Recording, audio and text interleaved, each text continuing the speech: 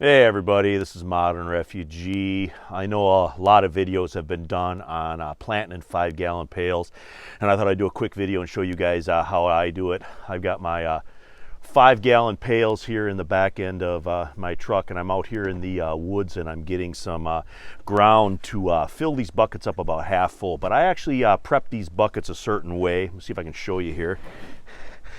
On the bottom, I've got holes drilled in my 5-gallon buckets, and that's for drainage. Whenever you're planting in some type of container, you have to have holes in it, so the ground that's in there can drain appropriately. And then inside this bucket, I have pea stone, and pea stone is what they use for drainage around houses.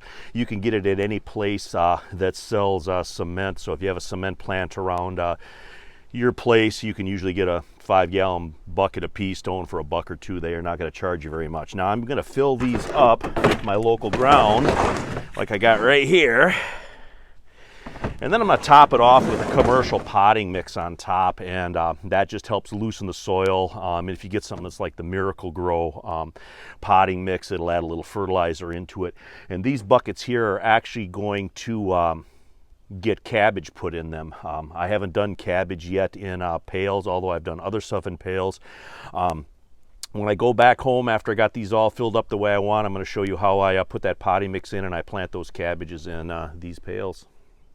All right, guys, I'm back here in my greenhouse, and these are some of my buckets that I already have planted. I have potatoes planted in here. These are potatoes that I saved from my potatoes seed from last year. These are red Norlands. These have been planted about 3 weeks or so already, I figure. And then these are the buckets that I just done. You can see here I got my my garlic and some onions growing in here. And I'm going to plant these guys right here. These are my cabbage plants that I already started. I saved cabbage seed last year.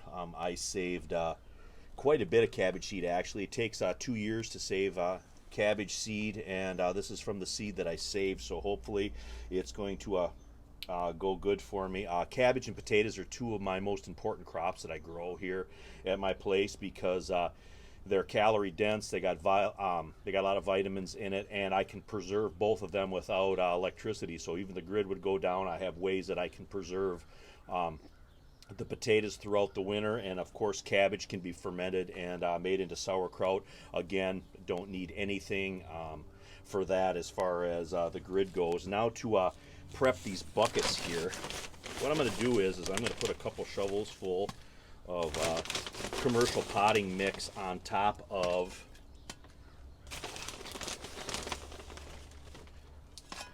the ground that I collected from out in the woods.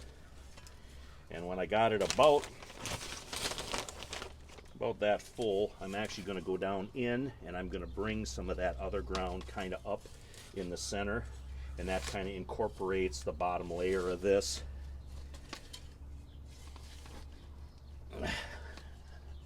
Just like so.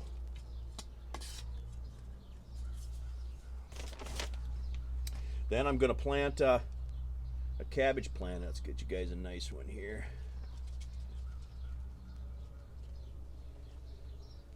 And there's my cabbage plant.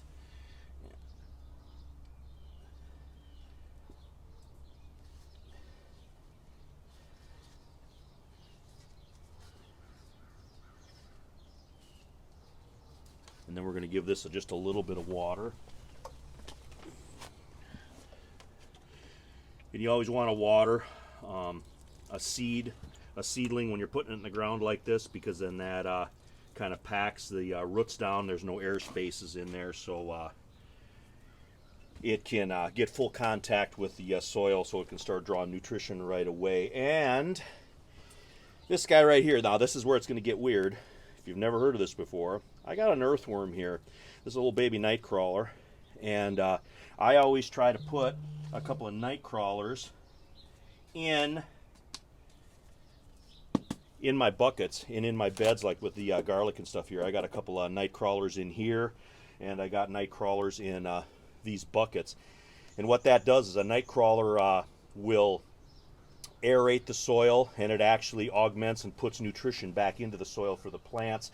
And if you don't have a place where you can dig night crawlers, you can go down to your local fish and bait shop and buy a carton of bait night crawlers, and then just throw a night crawler in each bucket, and it does help the soil. But I just wanted to show you guys this here, my little bucket garden that I got going on inside my greenhouse here this year. And all this stuff that I got in here, I'm planning to harvest about midsummer. So about around the 1st of August, I plan on having all this stuff out of here. And then I'll have enough time yet in my growing season here in Michigan where I can grow another small secondary harvest. Like these buckets last year, I did a full harvest of potatoes in these buckets, harvested them about the end of July, and then I actually dug those out, augmented the soil, put some more soil in there to refresh that soil, and I put another crop of potatoes into these buckets, and I actually had a fairly decent, it wasn't quite mature, but I had a fairly decent almost second crop in these buckets in the greenhouse here. I harvested them about middle end of November, and I had potatoes about that big on there. They weren't fully mature, but they were definitely enough where we got two harvests. Just the second one was a little bit smaller, and then this bed here, when the garlic and onions are out of this bed here, then I'm going to go ahead and I'm going to plant something like lettuce or something in here that we can use right away then. But anyway, this is a little greenhouse tour here, explain how I do my buckets for you guys. This is Modern Refugee. I appreciate all my subscribers. Hope you guys getting a little information, a little entertainment out of my videos, and you guys have a good day.